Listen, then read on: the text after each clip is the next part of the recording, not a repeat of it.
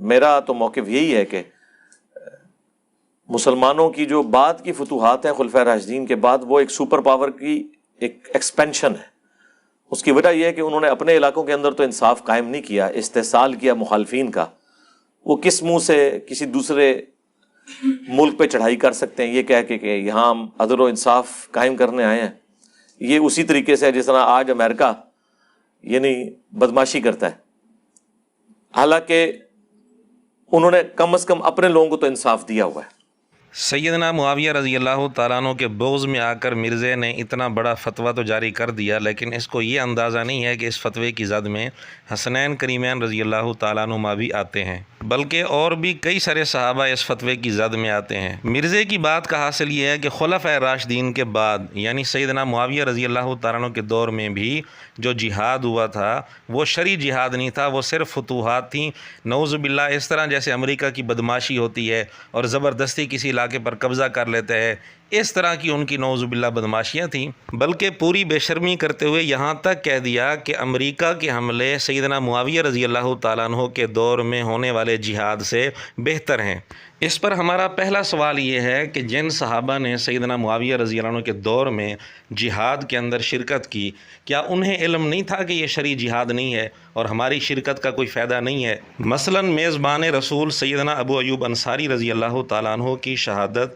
سفر جہاد میں ہوئی تھی اور سن 52 ہجری میں ہوئی تھی۔ سیدنا معاویہ رضی اللہ عنہ کا دور تھا، جو قافلہ قسطنطینیہ پر حملے کے لیے جا رہا تھا اس میں سیدنا ابو ایوب انصاری رضی اللہ تعالیٰ عنہ شامل تھے۔ تو کیا نعوذ باللہ سیدنا ابو ایوب انصاری رضی اللہ تعالیٰ عنہ کو علم نہیں تھا کہ یہ تو شرعی جہاد ہی نہیں ہے، یہ تو امریکہ کی بدماشی کی طرح ایک بدماشی ہے؟ نعوذ باللہ۔ پھر اگر یہ امریکہ کی طرح بدماشی ہے تو مجھے بتائیں ابو ایوب انصاری رضی اللہ تعالیٰ عنہ کی شہادت کو مرزا کیا عنوان دے گا؟ مرزے کے اصول کے مطابق جب یہ شرعی جہاد نہیں تھا، اسلامی جہاد نہیں تھا، تو میزبان رسول سیدنا ابو ایوب انصاری رضی اللہ تعالیٰ عنہ کی وفات اس کے نزدیک تو شہادت ہوگی نہیں۔ اور ہمارا دوسرا سوال یہ ہے کہ حسنین کریمین رضی اللہ تعالیٰ عنہما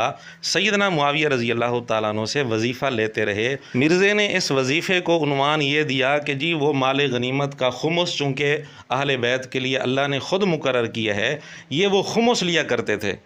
اور انہوں نے صلح کر لی۔ وہ صلح حسن تھی، اور صلح ہمیشہ شرائط کے اوپر ہوتی ہے، کیونکہ حضرت حسن نے اپنی پوسٹ چھوڑی تھی تو چند شرائط کے اوپر وہ میں نے اس میں ڈالی ہیں،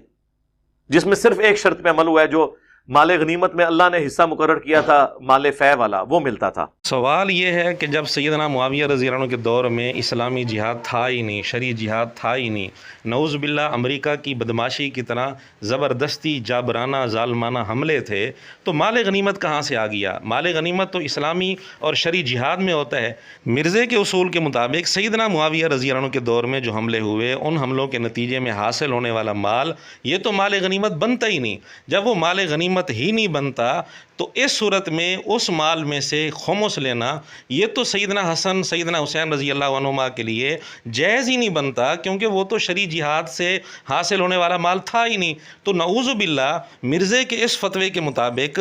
سیدنا معاویہ رضی اللہ تعالیٰ عنہ کے دور میں جتنی فتوحات ہوئیں اور جو مال حاصل ہوا، مرزے کے فتوے کے مطابق وہ چونکہ غلط طریقے سے حاصل ہوا تھا تو اس میں سے حسنین کریمین رضی اللہ عنہما کے لیے تو حصہ لینا جائز ہی نہیں تھا۔ اب مرزے کی دونوں باتیں درست نہیں ہو سکتی۔ ایک طرف یہ کہنا کہ سیدنا معاویہ رضی اللہ عنہ کے دور میں جو جہاد ہوا وہ اسلامی اور شرعی جہاد تھا ہی نہیں، دوسری طرف یہ کہنا کہ حسنین کریمین رضی اللہ عنہما جو وظیفہ لیا کرتے تھے یہ مال غنیمت کا خمس تھا جو اللہ نے مقرر کیا تھا۔ دونوں باتیں درست نہیں ہو سکتی، ایک بات کو غلط ماننا پڑے گا۔ اب دیکھتے ہیں مرزے کے شاگرد کس بات کو غلط مانتے ہیں اور کس کو درست مانتے ہیں۔